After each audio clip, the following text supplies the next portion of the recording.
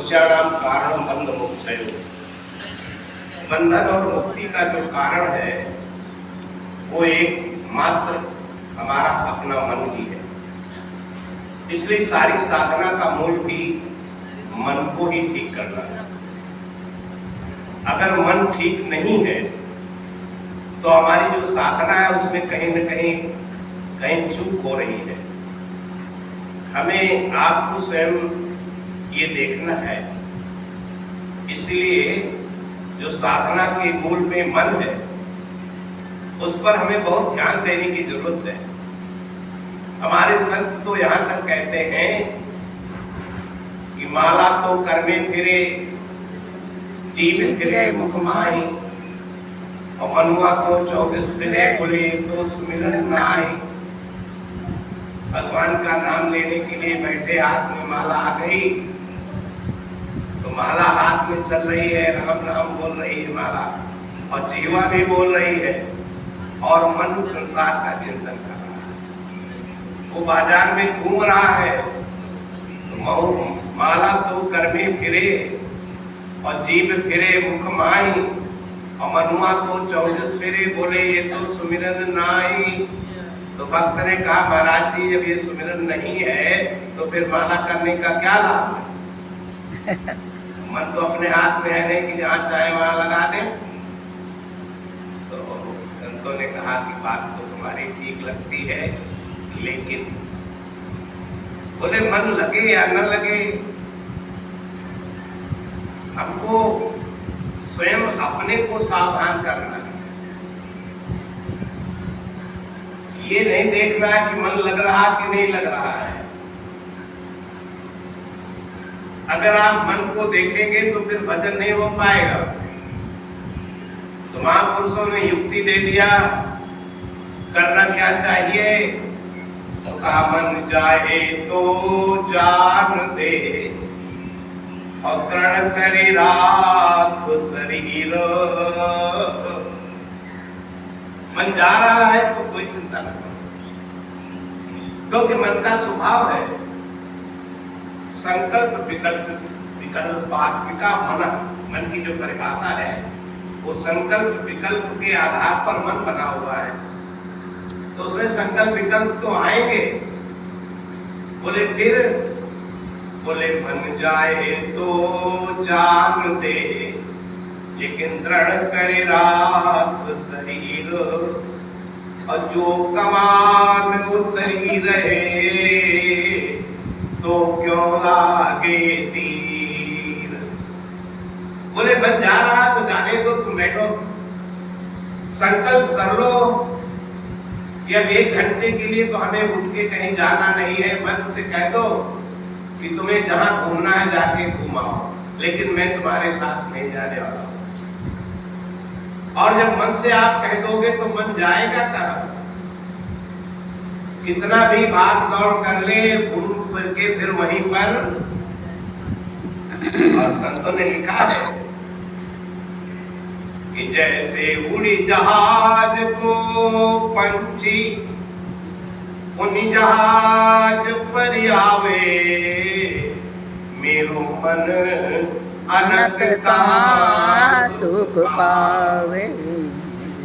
पानी का जो जहाज होता है उसमें पक्षी आकर बैठ गया, और पानी समुद्र में कोसों जल ही जल है, कहीं थल है नहीं समुद्र में, और पक्षी बैठा हुआ है, थल की खोज में उड़ता है छलांग लगा के, बड़ी ऊंची उड़ान उड़ता है, लेकिन कहीं थल नहीं दिखाई पड़ा।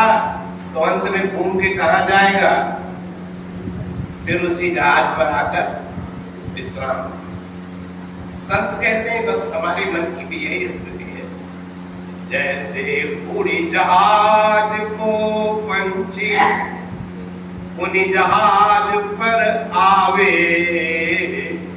मेरो मन अनंत कहाँ सुख पावे।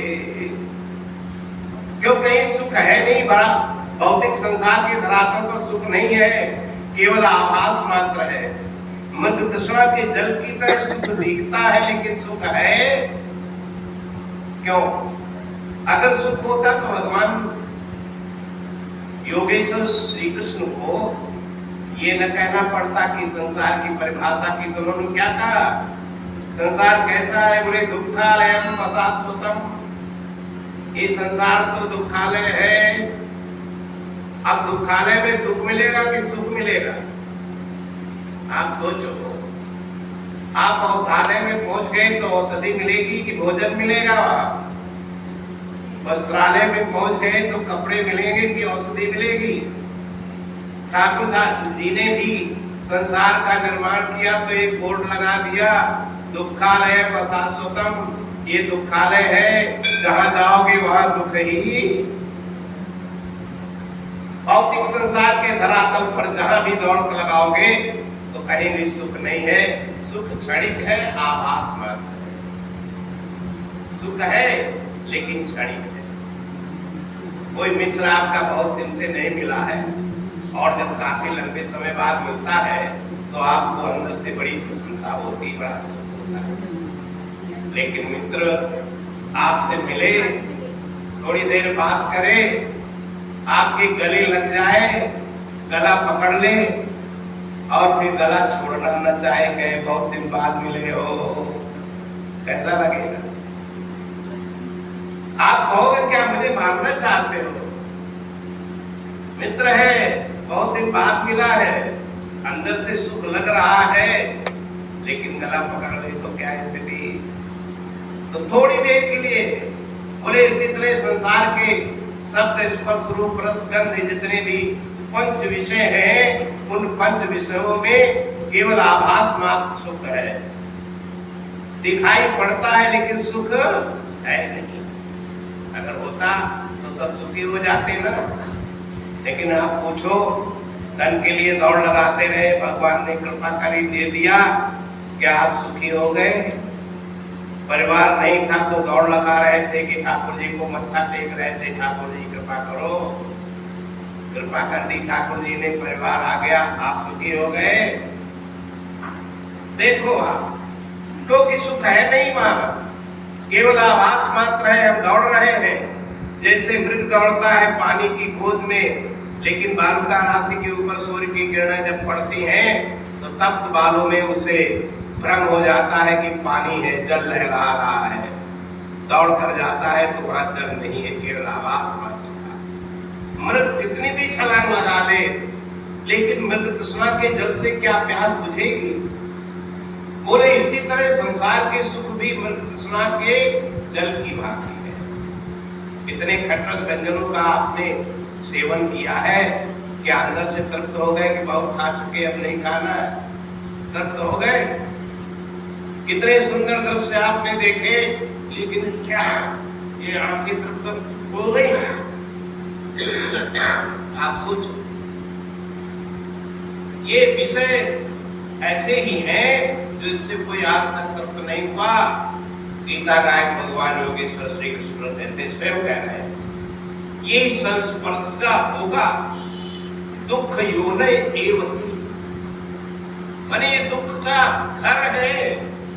जितने भी संसार के पंच विषय है, ये क्या है? बोले दुख का घर है। ये संस्पर्शा होगा दुख योनय एवते आदित्यवंतः कौन्तेय, ये आने जाने वाले हैं।